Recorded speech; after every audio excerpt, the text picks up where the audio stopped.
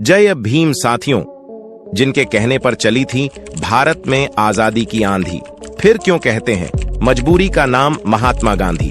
दोस्तों, हमारे राष्ट्रपिता महात्मा गांधी, जिन्होंने अपनी लाठी के दम पर अंग्रेजों को भारत से बाहर खदेड़ फेंका था, जिनके अहिंसक आंदोलन की चर्चा आज भी हमारे रोंगटे खड़ी कर देती है और जिन्होंने देश की आजादी में एक महत्वपूर्ण भूमिका निभाई थी।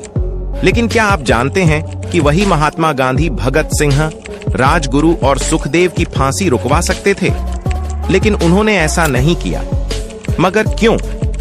क्या बापू कमजोर ना पड़ते तो भारत को 1920 के दशक में ही आजादी मिल जाती?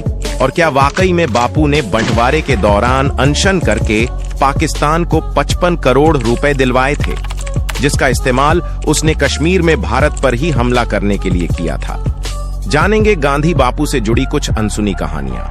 आज के इस दिलचस्प वीडियो में पता लगाएंगे कि क्यों कहा जाता है मजबूरी का नाम महात्मा गांधी।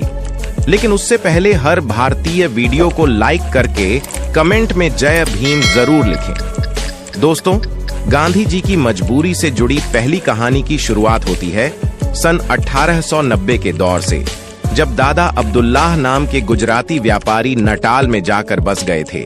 लेकिन उनका बिजनेस में काफी लॉस हुआ था और कोर्ट केस लड़ने के लिए कोई भी वकील नहीं मिल रहा था। तब उन्होंने महात्मा गांधी को दक्षिण अफ्रीका आकर उनका केस लड़ने के लिए कहा। अब गांधी जी के पास भी भारत में कुछ खास काम नहीं था, इसलिए सन 1893 में वो साउथ अफ्रीका चले गए। इस दौरान जब वो ट्रेन में सफर कर रहे थे तो उनके पास फर्स्ट क्लास की टिकट थी, लेकिन उस वक्त फर्स्ट क्लास में सिर्फ गोरे लोगों को ही बैठने की परमिशन थी। इसलिए टीसी ने गांधी जी को अपमानित करते हुए थर्ड क्लास कंपार्टमेंट में जाने के लिए कहा। लेकिन गांधी जी अपनी जिद पर लड़े रहे कि मेरे पास तो फर्स्ट क्लास की टिकट है। तो सुनकर ट्रेन में सवार अंग्रेजों को गुस्सा आ गया और उन्होंने अगले स्टेशन पर गांधी जी की पिटाई करते हुए उन्हें फर्स्ट क्लास कंपार्टमेंट से बाहर फेंक दिया। उन्हें काफी बुरा लगा, लेकिन उन्होंने इस अपमान को चुपचाप सह लिया। फिर जब वो दादा अब्दुल्लाह का केस लड़ने कोर्ट में पहुंचे तो जज ने भी उनके पहनावे को अपमानित करते हुए कहा कि तुम अपनी पगड़ी उतार दो, वरना कोर्ट से बाहर निकल जाओ। गांधी जी ने इस अपमान को भी सहा, लेकिन कुछ नहीं बोले, क्योंकि एक तो उनके पास दक्षिण अफ्रीका में गुजारा करने के लिए पैसे नहीं थे और दूसरा उन्होंने दादा अब्दुल्लाह को 1 साल काम करने का वचन दे दिया था। अब यह गांधी जी की मजबूरी थी या सहन शक्ति? इस बारे में अपनी राय हमें कमेंट्स में जरूर बताइए। खैर, अगले 1 साल तक उन्होंने साउथ अफ्रीका में भारतीयों और अश्वेतों के साथ हो रहे अत्याचारों को करीब से देखा और सन 1894 में उन्होंने अंग्रेज सरकार के सामने मोर्चा खोल दिया और नटाल इंडियन कांग्रेस नाम के संगठन की स्थापना की, जिसका उद्देश्य भारतीयों और अश्वेत को मतदान करने का अधिकार दिलाना था। जिसके बाद सन 1906 में गांधी ने दक्षिण अफ्रीका में पहला सत्याग्रह किया और 7 सालों तक चले सत्याग्रह में उन्होंने भारतीयों और अश्वेत को कई हक दिलवाए। इसी बीच कांग्रेस के वरिष्ठ नेता गोपाल कृष्ण गोखले ने गांधी जी को भारत आकर ब्रिटिशर्स के खिलाफ लड़ाई लड़ने के लिए आमंत्रित किया।